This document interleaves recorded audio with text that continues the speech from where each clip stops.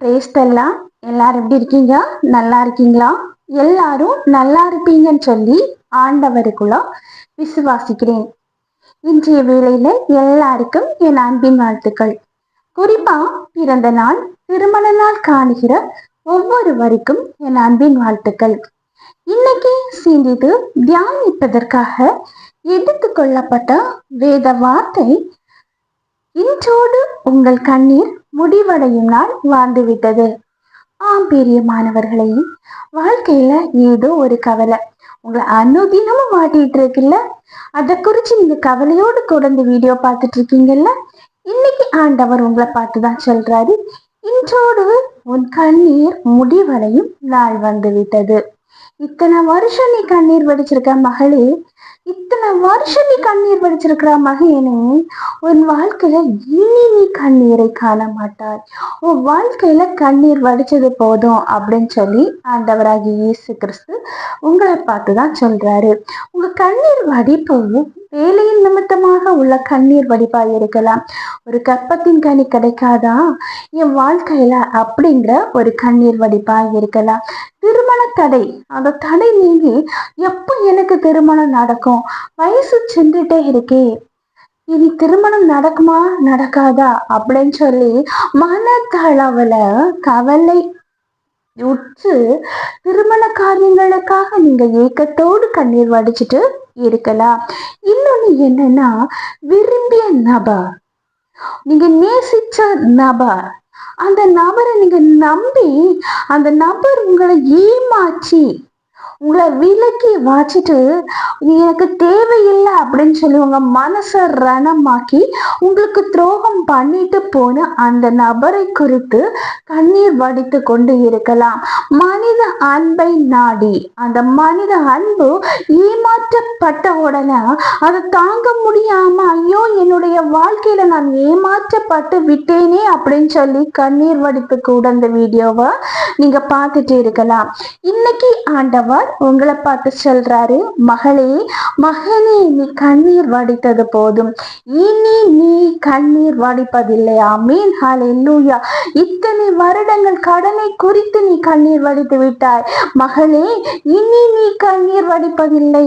உன் வாழ்க்கையில் இனி உன் கண்ணீர் வருவதில்லை. உன் கண்கள்ல கண்ணீர் வடிச்சு சப்பா, என் கண்ணுல கண்ணீர் வத்தி போச்சப்பா, என் வாழ்க்கையில நிம்மதியா இல்லப்பா அப்படின்னு சொல்லி நீங்க கவலையோடு கூட அந்த வீடியோவை பார்த்துட்டு இருக்கலாம். இன்னைக்கு ஆண்டவர் உங்க வாழ்க்கையில நீங்க கண்ணீர் விட்ட வாழ்க்கைய அழகான கழிப்பான வாழ்க்கையா மாற்ற ஆயத்தமாய் மாறிவிட்டாரு. இப்போ நம்ம பைபிள்ல இப்போ சங்கீதம் 34வது அதிகாரம் 19வது வசனத்தை எடுத்து நம்ம படிக்கும்போது, நீதிமானுக்கு வரும் துன்பங்கள் அதிகமாயிருக்கும், அவைகள் எல்லாவற்றிலும் என்று அவரை விடுவிப்பார். பாருங்க, கர்த்தர் அவர் எல்லாவற்றிலிருந்தும் அவரை விடுவிப்பார். நீதிமான், அதாவது எந்த தவறுமே பண்ணாமல் ஆண்டவர் பார்வைக்கு நீதிமானாக இருக்கிறவங்களுக்கு துன்பம் அதிகமாக இருக்கும். ஆனாலும் கர்த்தர் அவைகள் எல்லாவற்றிலும் நின்று அவனை விடுவிப்பார். நம்ம வாழ்க்கையில் நம்ம ஆண்டவருடைய பிள்ளையாக இருந்தும் நமக்கு பல பாடுகள் உபத்திரவங்கள் வந்தாலும் நம்ம கலக்கத்தோடு இருக்கும்போது அந்த துன்பங்கள் நெருக்கி வருதே அப்படின்னு சொல்லி கலங்கி கொண்டு இருந்தாலும் அவைகள் எல்லாவற்றிலும் இருந்து ஆண்டவராகிய இயேசு கிறிஸ்து நம்மளை ஒவ்வொருவரையும் விடுவிக்க வல்லமை மிகுந்தவராக இருக்கிறாரு. எந்த துன்பங்களும் நம்மளை மேற்கொள்ளாதபடிக்கு அவருடைய கரங்கள் நம்மளுக்கு ஒரு அரணான கோட்டையா அமையுது. அதே போல பாருங்க, ஆண்டவர் கண்ணீர் வடிக்க மாட்டாய் அப்படின்னு சொல்லி இருக்கிறாரு.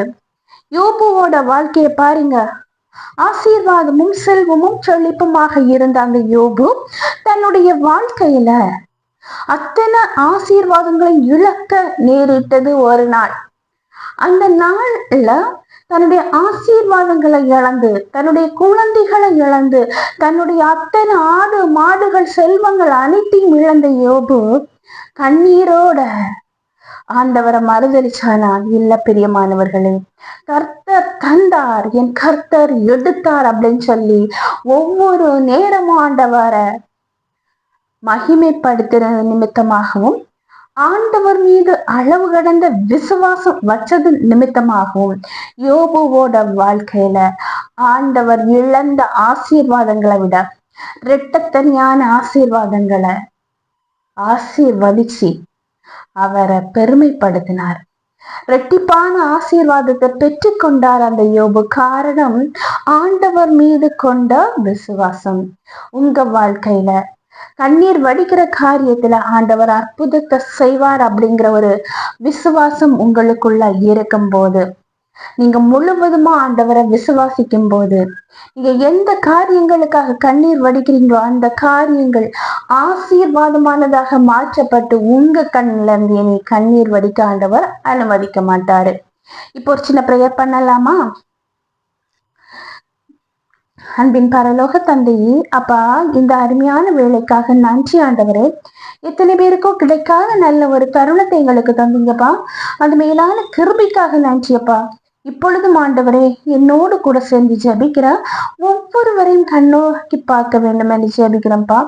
ஏதோ ஒரு காரியங்களுக்காக கண்ணீர் வடிச்சு, அப்பா, எத்தனை வருடம் நான் கண்ணீர் வடிப்பது அப்படின்னு சொல்லி கவலையோடு கூட இந்த வீடியோவை பார்த்து என்னோடு கூட சேர்ந்து ஜபிக்கிற ஒவ்வொருவருடைய வாழ்க்கையிலும் ஒரு பெரிய அற்புதத்தை செய்ய வேண்டும் என்று ஜபிக்கிறேன்ப்பா. ஒரு பெரிய அதிசயத்தை செய்ய வேண்டும் என்று ஜபிக்கிறேன்ப்பா. இனி அவங்க வாழ்க்கையில கண்ணீர் வடிக்காதபடிக்கு உங்க தெய்வீக கரத்தால ஒரு பெரிய அற்புதத்தையும் செய்ய வேண்டும் என்று ஜபிக்கிறேன். ஒவ்வொருவரையும் தாழ்த்தி உம்முடைய கரத்திலே ஒப்படைக்கிறேன். நீங்க பொறுப்படுத்தி வழி நடத்தி செல்லுங்க. மீட்பார் இயேசுவின் மூலம் ஜபங்கேலும் அன்பு நிறைந்த பரம தந்தையே, ஆமீன் ஆமீன். கர்த்தர் உங்க ஜபத்தை கேட்டிருக்கிறாரு. கண்டிப்பா ஆண்டவர் உங்க வாழ்க்கையில் இனி நீங்க கண்ணீர் வடிக்க விட மாட்டாரு. சரியா? கர்த்தர் தாமே இவ்வார்த்தைகளை ஆசீர்வதிப்பாராக. ஆமீன் ஆமீன். ஹல்லேலூயா.